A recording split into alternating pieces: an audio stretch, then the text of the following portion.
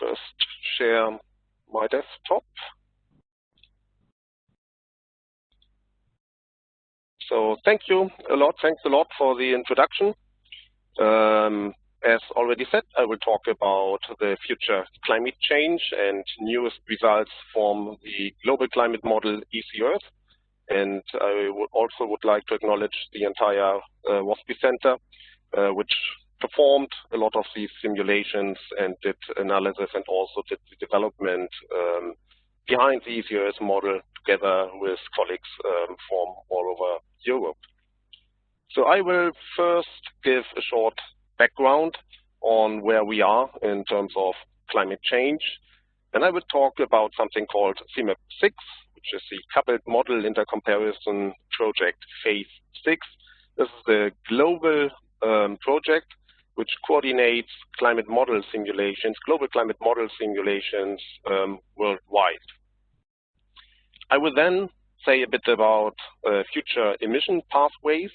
And in this figure here on the title slide, you already see the CO2 concentrations in different future emission pathways.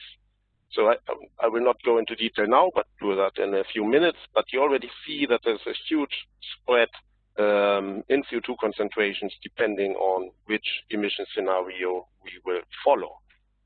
After that, I will then show some results from the future climate change, mainly from our model, but also from other models to set our results into the context of the other models and to see how robust changes are across models.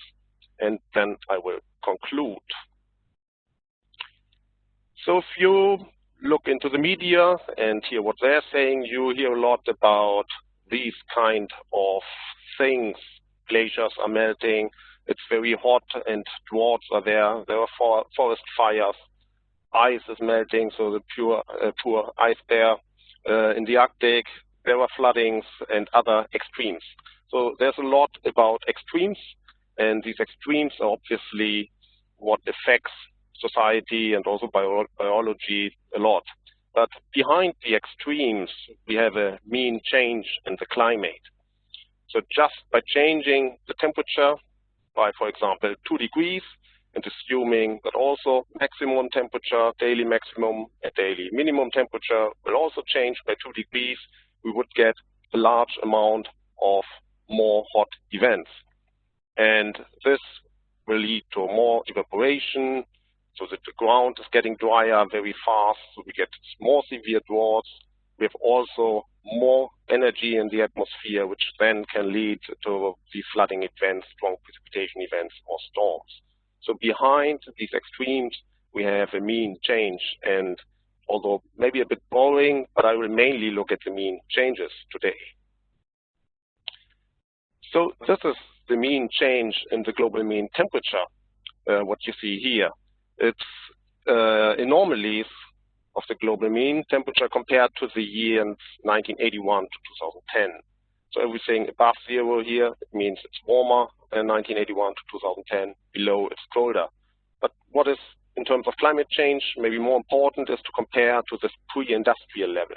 So the temperature around 1850 to 1890, 1900, where we did not have a strong impact of human people on the climate yet. So if we look at this temperature course from some different data sets, we see a substantial increase of now around 1.1 degrees Celsius compared to the pre-industrial level. And if we compare this to the Paris Agreement, which said warming should be limited to somewhere between 1.5 and at least below 2 degrees above the pre-industrial, we really see that we have already come quite a long way on this until 1.5 to 2 degrees. So we are already in the middle of a climate warming. This is not something which will happen in the future. Another thing that is important is that the temperature is not getting warmer from year to year, a little bit more, but we have a lot of variations, both from year to year, but also on longer time periods. So there are time periods where there's hardly any warming, and then we have periods where we get a much stronger and faster warming. So that is mainly due to natural variability in the climate system. And as climate scientists, we do not only want to understand the trends, but also why is the climate varying, and can we maybe predict these variations on different timescales. And the global warming means also regional warmings, and the regional warming can be different. So it's not the entire globe warming with the same temperature all the time. And if we go back to the last winter, for example, we had the warmest winter in Europe that has been recorded since 1850. And here on the left top side, you see the temperature anomalies in the winter for the entire globe compared to 1981 to 2010. And we see that especially over Europe and Western Asia, it was very warm. And here there's zoom into Europe. So it was 1.4 degrees warmer than the second warmest winter. So that was a huge jump.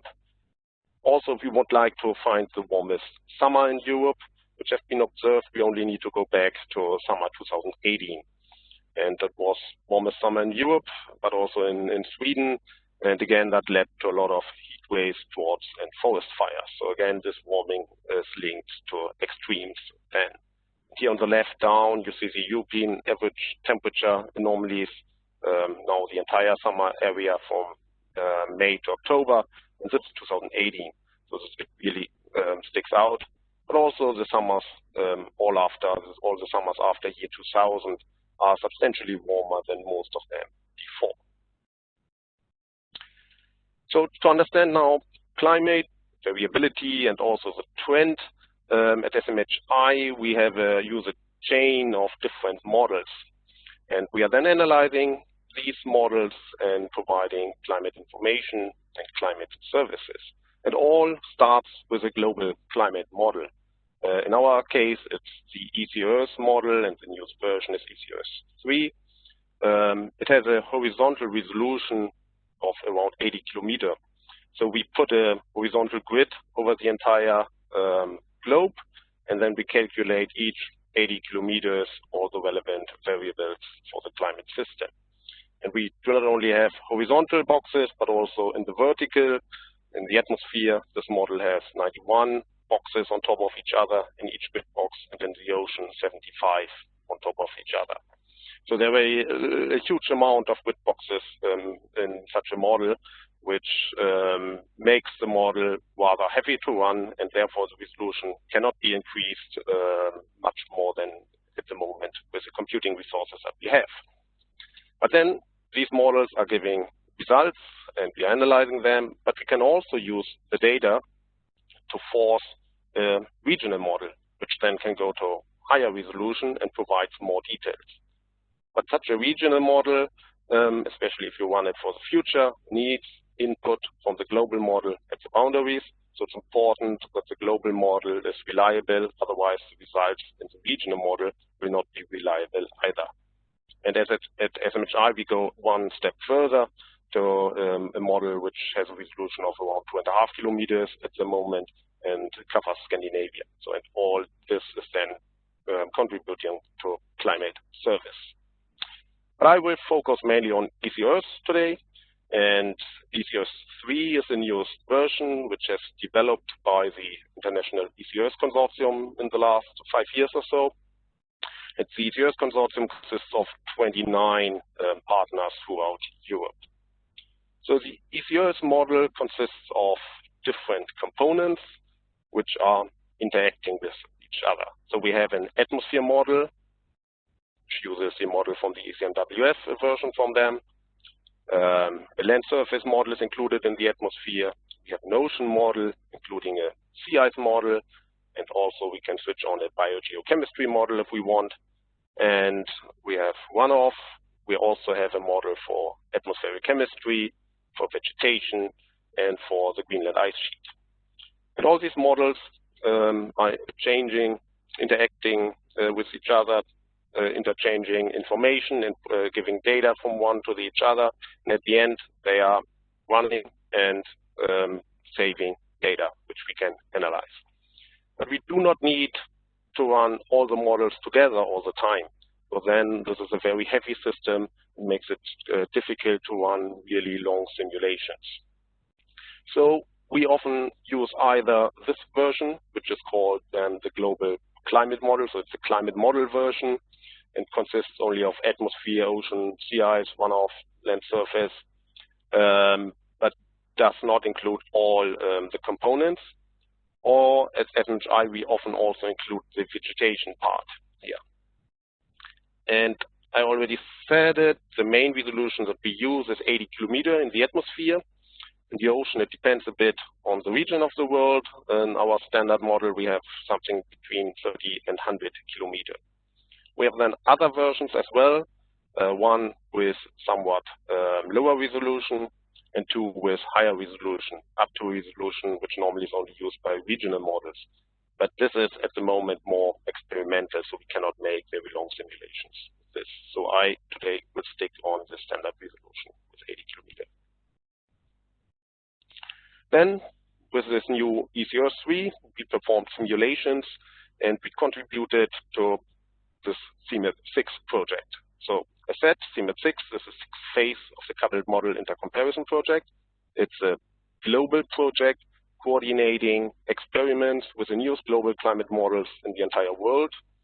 And so these models are then all doing the same simulations, they're saving the same data in the same format, so it's easy to compare and analyze these data. The data are also uploaded to an open database, this so-called Earth System Grid, which is openly accessible by everyone. So it's a really open process. CMIP-6 is controlled by climate scientists and defined, but it's supporting the IPCC report, but it's not controlled by IPCC. There are three broad scientific questions of CMIP-6. The first one is, how does the Earth system respond to forcing? So what happens if we change greenhouse gases? What happens if we change chemistry or aerosols in the atmosphere? Second question is, what are the origins and consequences of systematic model biases? Models are models, and they have errors and problems and biases. So we would like to understand them better so that we can improve the models, but also analyze what does that mean, for example, for future climate, if there are biases in today's climate in a model. Third question is, how can we assess future climate changes given climate variability, predictability, and uncertainties in scenarios? And to answer these questions, the CMIP has defined 21 sub-model intercomparison projects, and each of them, they are listed here, the names of them, each of them defined specific experiments to analyze these questions. And the production of future scenarios is only one of these 21 MIPs, although it's mostly well known, and that's what most people are talking about, and also the media are talking about. So today I will also focus especially on these scenarios. If we want to run climate scenarios, we first need to know how the world is developing in the future. And it's not we climate scientists making these scenarios, but it comes from socio-economic scientists. So they use their own models and they provide potential future developments they do assumptions for global economy and technology, how it will develop in the future, how the energy is used, how land area is used, what is emitted in terms of greenhouse gases and air pollutions. And then they come up with so-called shared socio-economic pathways, which are called SSPs. And for CMIP, there are 5 main roads to the future, 5 different SSPs, from one which assumes a sustainable world in the future. A lot of renewables are used, up to a scenario where the future is dominated still by fossil-fueled growth. And then there are some intermediate ways there. And for each of these main roads, a number of different sub-scenarios are performed. And What does that mean in terms of CO2 concentrations? Then what do we get for emission scenarios? Here you see all these different emission scenarios and the CO2 concentrations that are linked to this from today to year 2100. And why there's very little difference between these scenarios in the beginning, around 2020, and also until around 2040, then the spread is getting larger and larger. So at the end, we really have emission scenarios where we have rather little increase compared to today, and we have others where we have 2 to 3 times as much CO2 in the atmosphere compared to today. So CMIP-6 decided then on a number of, from all these emission scenarios, on a number of emission scenarios which should be used by the global climate models. And the lowest one is called SST 1.9. So this is this dotted line. And the highest one of all the scenarios that is used by the climate models is the SSP 8.5. This number after the SSP shows us the effect on the climate, so the radiative forcing. And here we see that the highest scenario has a radiative forcing effect on climate, which is expected to be more than 4 times as large as the lowest one at year 2100. At SMHI, we used now for the CMO6 simulations 5 different emission scenarios, and we performed 6 simulations each for these 5 emission scenarios. And in addition, we performed another 50 simulations for the very lowest, the very highest, and 2 other emission scenarios in between. So why do we need so many simulations? As we already saw in the global temperature plot in the time series in the beginning, trend is not linear, it's not going up from year to year, but there's a lot of variability and variations on this way. So if we only have 1 or very few simulations, it's very hard to separate its trend from the variability and to separate it or to really say what is the effect of a certain emission scenario compared to another one. So we have with these a lot of simulations, it's much easier to do that. In addition, we could use a kind of probability approach to look at how large is the probability that a certain threshold will reached or exceeded, and how large is it that a certain extreme will occur in the future. So for the analysis of extremes, this is also important, especially since extremes are not happening very often. It's good to have a lot of simulations to get a large statistic. First thing you normally do then is to look back, how is the model simulating the past? Because there we have observations and can see how good the model is doing this.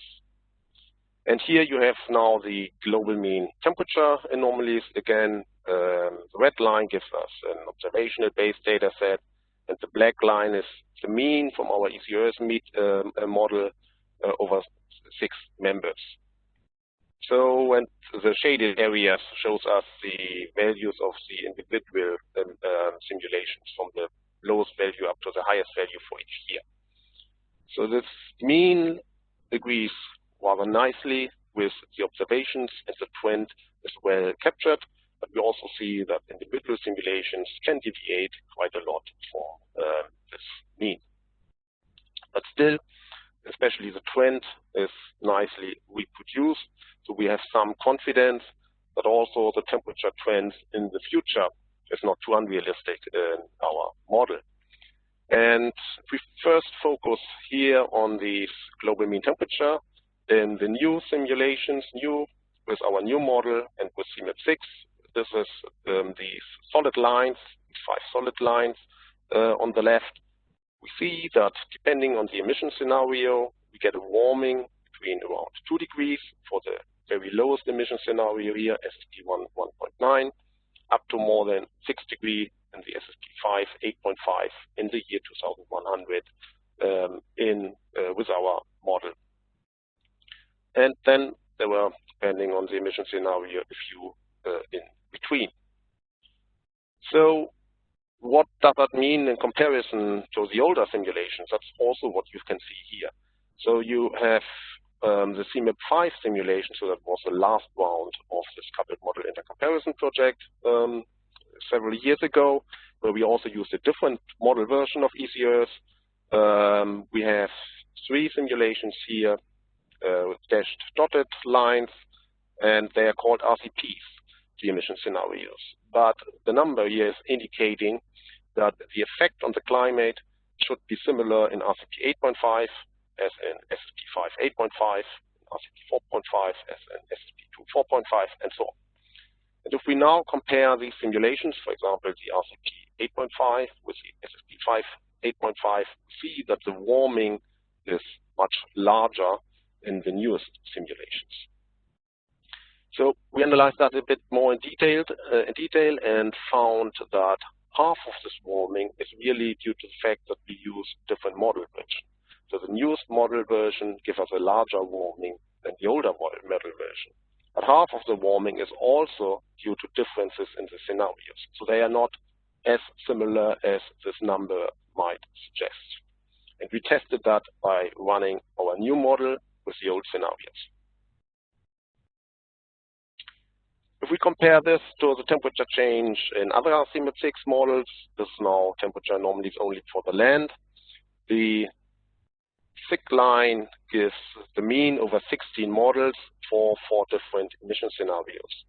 And if we look at the warming in year 2100, we see rather similar values in the mean as ECEarth is doing. So ECEarth is compared to most of the other models is rather in the middle. It's a bit warmer than the mean of all the CMIP-6 models. These shaded areas then indicate differences between the models. And we see that some of the model simulations give much warmer, higher warming than in the mean of all simulations. So there is quite some spread among models. So there are large uncertainties depending on which model we are using. Here we then looked how large the probability is to exceed a certain global warming level. And again, the Paris Agreement says that we should limit the global mean warming to far below 2 degrees Celsius, at least below 2 degrees Celsius, sometimes 1.5 is even mentioned. And at the bottom, we see in our 50-member simulations now for our scenarios, how likely it is, or how many of the scenario model members simulations exceed 1.5 degrees. And we see that all the simulations exceed 1.5 degrees at year 2035 around, independent of the emission scenario.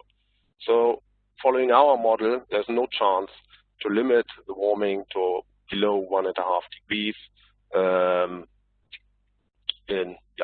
if we follow one of these scenarios. And this includes also this very low scenario, SSP 1.9. So what about 2 degrees Celsius? Now we see quite some difference between the different emission scenarios, and why the higher emission scenarios still reach and exceed 2 degrees now around 2045. There was this more intermediate scenario which reaches it a bit later. We see that the lowest emission scenario, the SSP 1.9, has some members which exceeded, but most of the members, 70% of the members, stay below 2 degrees Celsius. So here we have a chance to stay below 2 degrees Celsius global warming. We then can do that for other levels as well. Here we show 3 degrees level, and there it's only the very highest scenario which goes above 3 degree warming, while in these more intermediate scenarios, some of them are 50 members are above and the others are below. But none of the low emission scenario SSP 1.19 members will exceed 3 degrees. And so far I only talked about global mean temperature, but temperature is not rising uniformly over the entire world. So this shows now the spatial pattern of temperature changes in our ECEarth model. And again, this is the mean over several simulations. On the top, we see the change until the middle of the century. and on the right until the end of the century for the low emission scenario, and at the bottom the same for the high emission scenario. So this is the SSP 5 8.5, and here we have the SSP 1.9 on the top. For all emission scenarios, we get a rather similar pattern with the strongest warming in the Arctic, especially here in the Barents and Kara Sea, and that is because here we lose the ice, the sea ice, even in wintertime rather early. And especially in wintertime, then the warm ocean is in connection to the cold atmosphere. This gives us a lot of heat coming into the atmosphere, leading to warming of up to 20, 30 degrees in this region in wintertime. We also see somewhat stronger warming over the land, over the continents, compared to the ocean. And we see further that until the middle of the century, we have a stronger warming in the high emission scenario, but it's not that pronounced as the differences then at the end of the century. So after the middle of the century, in the low emission scenario, we see hardly any warming anymore after that, while in the high emission scenario, there's a strong continuation of the warming even after the middle of the century. And if we look here a bit more to the end of the century, we see in the North Atlantic one important region where we see much less warming than in the other regions, and I will come back to that a bit later. And also in the Southern Ocean, there are some smaller areas where we hardly see any warming.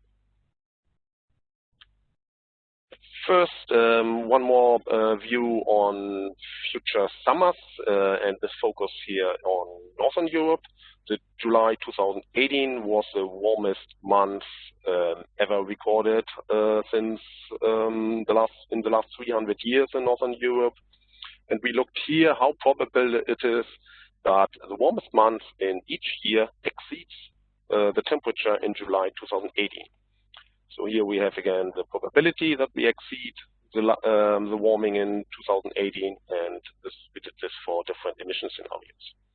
In the lowest one, we see that around 20% of all summers, all years, have at least 1 month which is warmer than July 2018.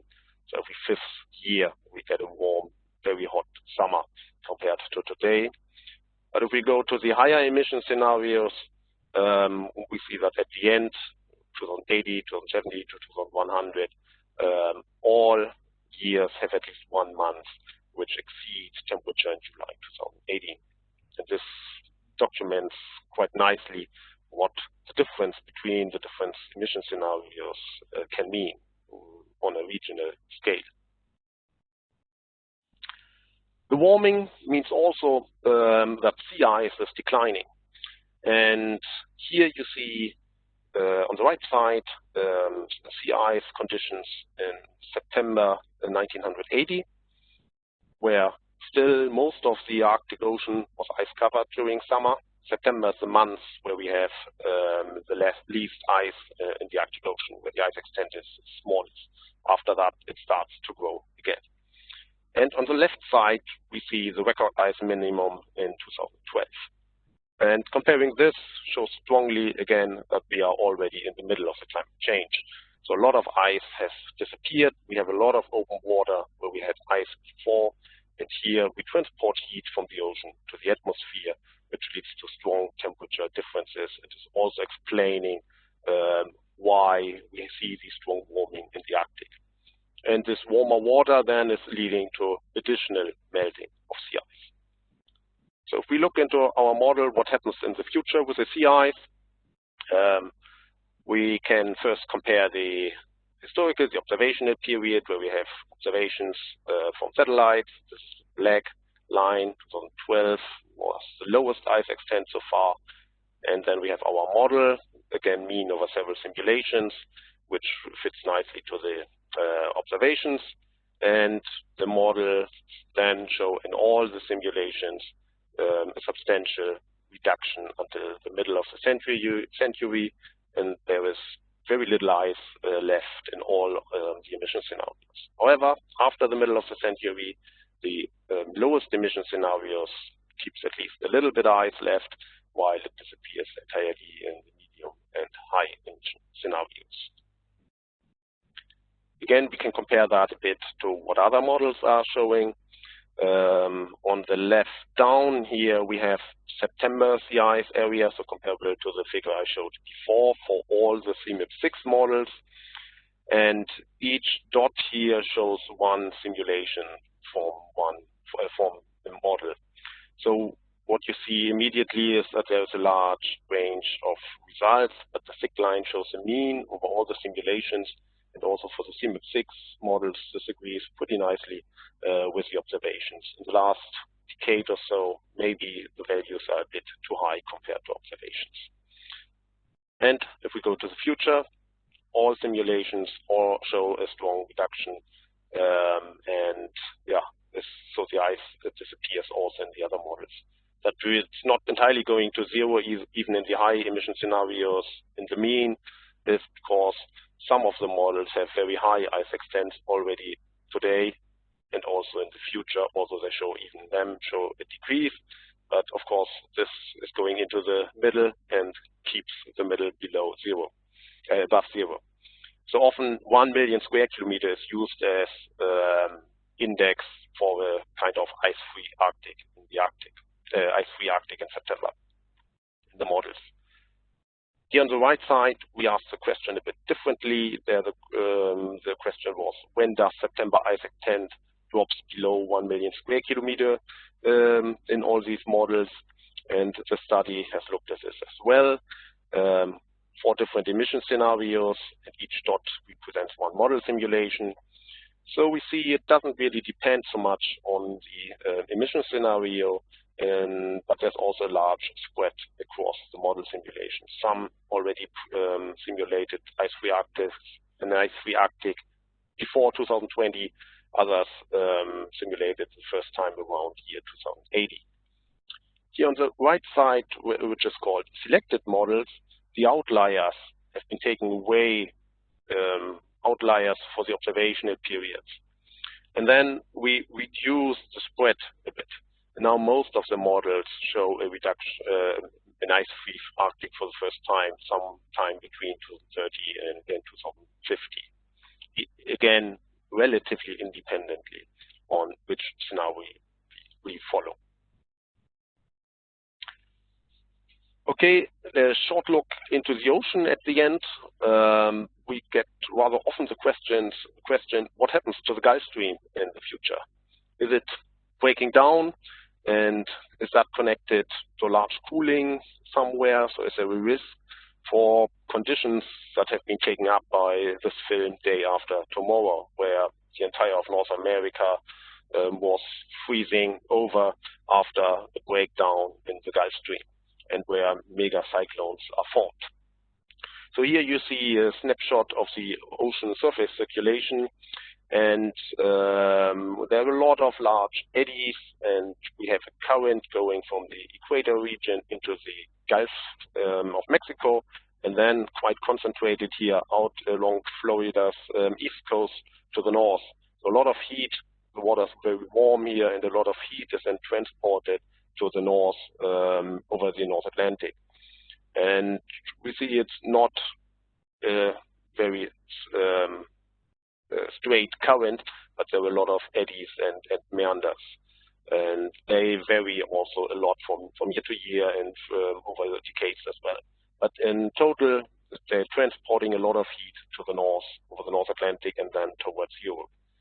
Officially, this here further to the north is not called Gulf Stream anymore, but it's called North Atlantic Current, but I will call it for simplicity now here Gulf Stream. So what happens to this Gulf Stream in the model? To analyze, if we see some strong events where the Gulf Stream is breaking down or abstract work changes are happening, we looked again in our large ensemble with these 50 members. And we do not look at the Gulf Stream itself, but we look at something which is called Atlantic Meridional Overturning Circulation. That calculates how much water is transported in the North Atlantic to the north at the surface and back at the deep water in the deep ocean to the south. So it calculates the strength of this overturning circulation, which is there in the North Atlantic, in the Atlantic. But the Gulf Stream is one important part of this overturning circulation. So we can call the AMOC, the Atlantic Meridional Overturning Circulation, also as an index for strength of the Gulf Stream. And if we look into our model, we see for the period, for the observational period in the model, that there is a slight decrease. So the thick line means, again, the mean over all these 50 members. There's a slight decrease in the end, and this decrease continues into the future in all our emission scenarios, continues in the high emission scenario until year 2100, but we see some stabilization or recovery even in the lower emission scenario. In total, compared to present day, we see a reduction of between around 10 and 32% in our model. And this, again, the shaded areas give the highest and lowest values from all these 50 members. And we see a lot of variations and different results, but we do not see any abrupt changes or that the Gulf Stream or this Atlantic Meridional overturning circulation would collapse totally. So we can compare again to other models. These are 16 models which also contributed to the CMIP-6 activity. And similar to our model, they all show a reduction in the future in this AMOC. The thinner the line, the lower the emission scenario in these plots. Probably a bit difficult to see all the details, but many models show a slightly stronger reduction than our model, up to more than 50% in some of the models. A few are there which show even somewhat lower reductions. Here, this one, for example, only 4% in the lowest emission scenario, or also this one, 5%. So again, even here is a wide range of results, but none of them shows the really rapid total breakdown of this Gulf Stream or the AMOC. And we also saw in the spatial temperature pattern that we have an area with reduced warming in the North Atlantic, but we don't see any area where we see some cooling in the future. So this reduced warming area in the North Atlantic is connected to this reduction in the Gulf Stream, because less heat is transported into this region from the Gulf Stream in the future. Therefore, we see, especially there, less warming, but it's only reducing the warming rather than leading to some strong cooling. Okay, with this, I would like to come to some conclusions. Global models provide not only interesting and important results for the future and also for the past by itself, but they are also the base for an entire chain of model simulations, which then lead to climate information and updated climate services. So although these climate services often take their results at the end from very high resolution regional models, these regional models are only possible because global model simulations have been done before, and also the results, the quality of the results depends a lot on the quality of the results of the global model simulations.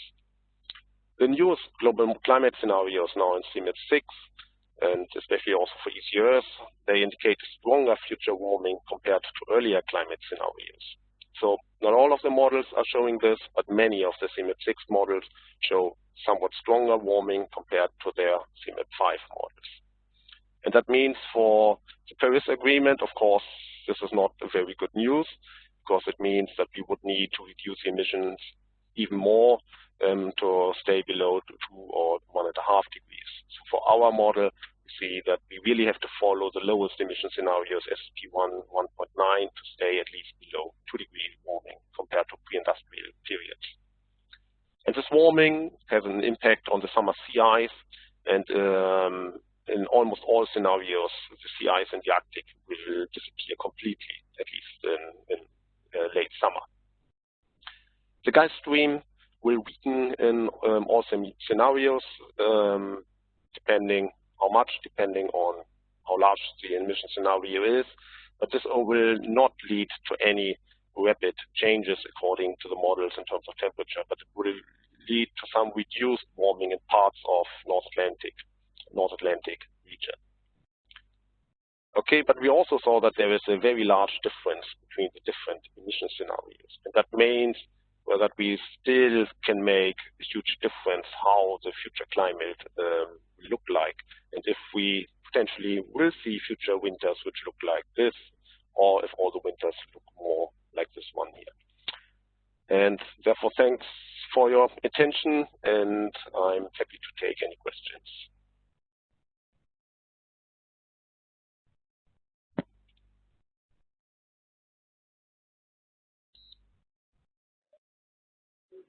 Thank you very much, Torben. Very nice presentation. If you have any questions, please raise your hand. If you find that we have a question already. So, right. Christina. Oh. You can. Okay, can you hear me? Yes. Okay. Thanks very much, Torben, for this nice presentation. I really enjoyed it. You were saying a few words on the Gulf Stream and how it may evolve in the future and the scenarios, but my question is, did you also have a look on atmospheric circulation patterns, especially the jet stream? Can you say a few words on this? We have also looked at atmospheric circulation, not so much at the jet stream itself yet. The atmospheric circulation pattern, they depend, or the changes depend a lot on the models. So there is not really a very robust difference, very robust conclusions across all the models. In our model, and some others as well, we see some weakening of the westward circulation, and the storm track is have a tendency to move to the north of the North Atlantic. But we hadn't looked in all the details yet. Okay, because I think, well, in the past, especially 3 years, I think, well, I'm not a synoptician and I'm also not involved in any weather forecasting stuff.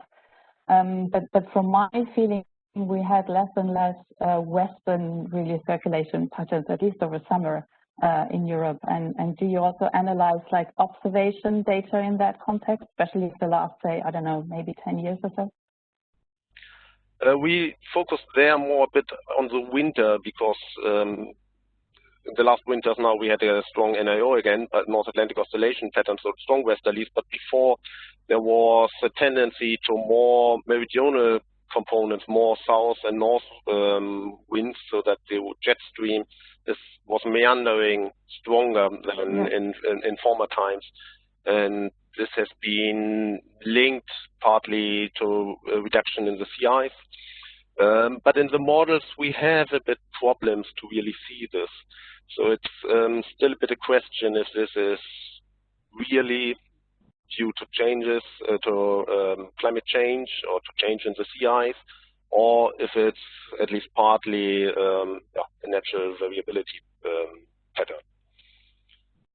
So, but there's a lot of research ongoing on this, and a lot of discussion in the research community if this is a typical pattern and linked to climate change or not. Okay. May I contact you maybe offline, because I have a couple of more questions and ideas in mind, if you agree? Yes, sure. Absolutely, no problem. Okay, thanks. Okay, we have a question from Robert Esma. You are unmuted. Yes, thank you. Can you hear me? Yes. Okay, thank you for the nice presentation. And you touched my question in your last answer, but I'm wondering if you have looked at the sea ice concentration in the Barents-Kara or Arctic Sea during the winter time, because I think it will have a large effect on Northern European winter weather. Yes, so in the Barents Sea, the sea ice, or the Barents Sea will be, in our model, sea ice free in winter time at around year 2030, 2040, almost completely ice free during winter time. And that's why we see this particularly strong warming in this area. Then the linkage to the circulation and also to the warming or to this cooling trend over Siberia, which is often discussed. Again, it depends a lot on the model which you're using, and in the model simulations we have difficulties to really link the sea ice strongly to cooling pattern in mid-latitudes and the Barents Sea region as well. So for us, we find periods where we have a strong correlation between the sea ice reduction and cooling over Siberia, for example, but we find other periods where we have the opposite, where we find a strong positive correlation. For Scandinavia and ourselves, it seems to be that we here get more direct influence if we have less ice in the Barents Sea, and especially northern Scandinavia is getting warmer.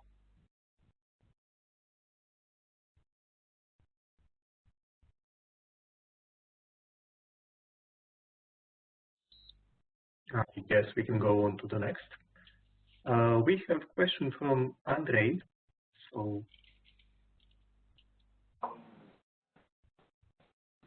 hey, hi, and thank you very much for the yeah, you hear me? Yes, I hear you well. Yeah, so thank you very much again for the very nice presentation. I'm a little bit curious about the trends of this model showing all this increasing temperatures and all that. How much of the increase of population is taken into account? And of course, that is related to the amount of emission that could oversee or be reduced in the coming years. Yes, these socio-economic pathways, they take into account how many, they make also assumptions for how many people are living on the world in the different potential future worlds. So that is taken into account, and then goes also into the emissions of greenhouse gases and the land usage and how much energy is used. But I do not really know the details how much people are assumed to be living in year 2100 in SSP1 or in SSP5. But it's one important parameter contributing to the entire emission scenarios. Yeah. So in general, as my understanding is that somehow is assumed that the population won't change much in the coming 40, 50 years, or am I wrong? No, I think there is the assumption that it might, depending again a bit on the emission scenario, but there are quite some changes in the population. So it's not that the emission scenarios assume that we'll stay on the level of population from today, but they also make assumptions or different assumptions of development of population, which then are reflected in the emissions and usage of energy and land and so on. So, so in some of the emission scenarios, I think I saw a number, it goes up to 11 billion people in 2100. Okay, that answered my questions. Thank you. Okay, next one is from Ruth.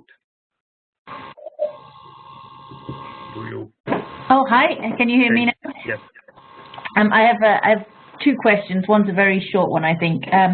The plot you showed looking at temperatures in Europe and the probability of exceeding the 2018 European temperature, is that like the daily maximum temperature, or is that like a monthly mean temperature? That is the monthly mean. So we really look at monthly means. If 1 month in the monthly mean of 1 month in the year exceed the mean temperature of July 2018. Okay, and then the other question I have, which I think is also quite simple actually, is the SSP119. I'm afraid I still get all my SSPs and RCPs confused. So which one does it more or less map onto for the RCPs? There is no RCP which really maps the SSP 1.9. So the lowest emission scenario that was used in CMIP-5 is the RCP 2.6. And that is, Now maybe there was a RCP 1.9, but it hasn't really been used much. No, I think RCP 2.6 was the lowest one, and that matches about the SSP 2.6, which also follows this sustainable pathway, but leads to higher emission scenarios than the SSP 1.9. So 119 is really the very lowest. Yes, exactly. It gets to. That's often called Paris Agreement emission scenario, although, yeah, it's hard to say if that really is reaching at the end the Paris Agreement or not. Okay, thanks. Okay, next one is Jose.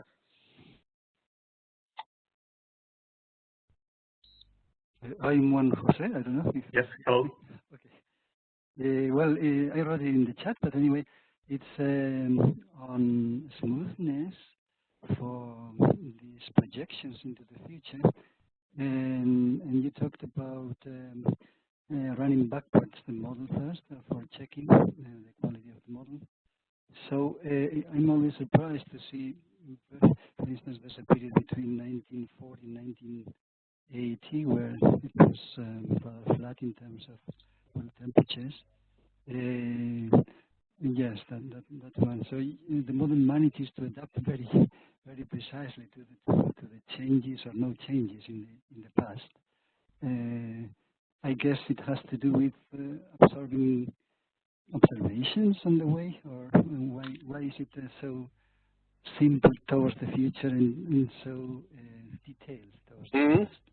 Yes, that's a good question, because especially this period here, we don't feed in any observations from the physical part, but we force the model with observed CO2 concentrations, with observed solar parameters, with observed aerosols, for example. And in this period where we see this almost cooling in the observations between 1950 and 1970 or so, this is linked to the aerosol changes. So there are a lot of more aerosols have been emitted into the atmosphere, and they lead to cooling. And these aerosols are also prescribed in the models. So the models are showing the same effect there. So this cooling or plateau phase is not a natural variability in this case here, but this is really due to the forcing due to the aerosols. Then there are some other dips which are similar, and they are often linked to volcanoes. If there was a huge volcano emission, then this is also prescribed to the models, and then the models are reproducing it, at least if we have a lot of simulations. Thank you. Yes.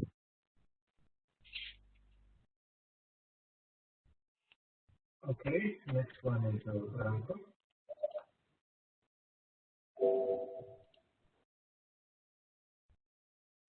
Do you want to ask the question?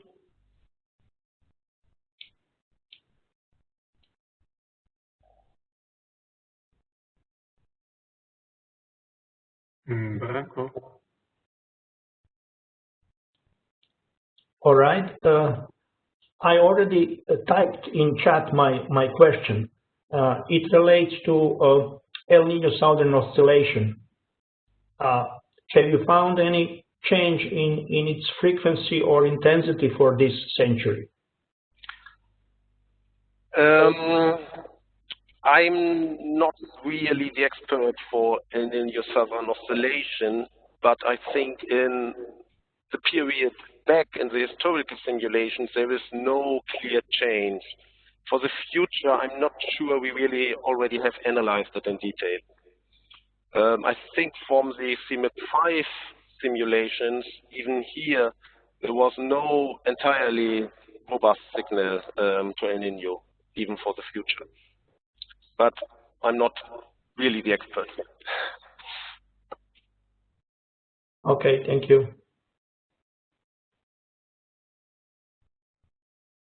Question from Martin. Yes, hello. I wonder if it's true that there is a tendency of decreasing cloud amount globally? And if it is, how much do you think this will contribute to the rising global temperature? Even here, I have to admit I'm not entirely sure what our model shows here. I think I have seen a figure where you see a slight reduction by around from 61 to something like by 2 percentage or so.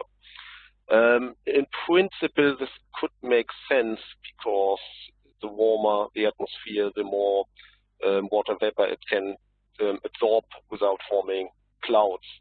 But I'm not really sure, and I'm not entirely sure if anyone looked tried to really separate this effect and then calculate the impact on how much of this contributes to the warming. But definitely the clouds and feedbacks with the clouds are very important. Okay, thank you. And the last question I see is from Ramit. I think that's how you pronounce it. Hello, do you want to ask the question?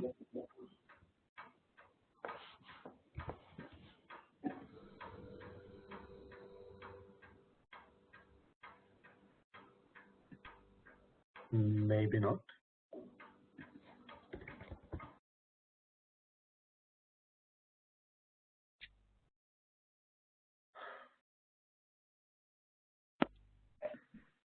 Okay. So no more questions? I think we have one more. One more. Yep. Hello, good morning. I was wondering whether any of your models takes into account that the rainforests are being cut down increasingly at the moment, and also that forests all over Europe are suffering. Thank you. Yes, so what they take into account is how the land use was in the period back. So observed land use data sets are provided to the models, and there are also some assumptions for the futures in the different scenarios which are done. But I don't have the insights how strong changes in the rainforest they really prescribe to the models. Then if we run our version with the vegetation model, vegetation is modeled based on the climate. So there it's not really taking into account if large areas or much larger areas than now are burned, for example, in the rainforest in Brazil or somewhere else. So I would say they take it partly into account, but probably not fully.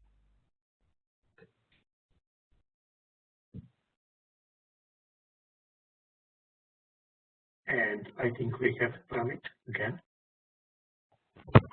Hi, Southern. Thanks for this nice talk, and also thanks to everyone for organizing this. So I have a question. What happens to the carbon sequestration by the terrestrial ecosystems in CMIP-6 models? Do they show increased sink or decreased sink? That means more source. And in either of the cases, what are the key drivers? Because in some cases, some of the models, standalone models, they say CO2 fertilization will increase the sink, and some of them say GPD, I mean, the rising vapor pressure deficit will decrease it. So what are your thoughts on this? What are the CMIP-6 models and EC model, in your case, is projecting this? Thank you.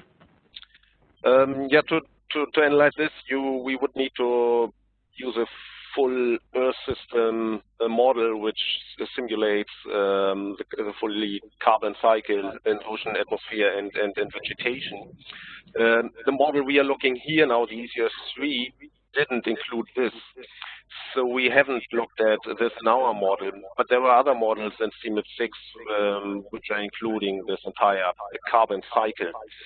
And but I do not fully know what the results are yet. So I think there are more analysis ongoing. Okay, thank you.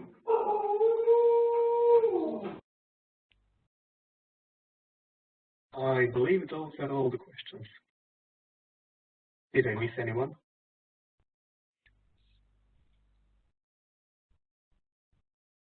No? In that case, Paulina. Okay.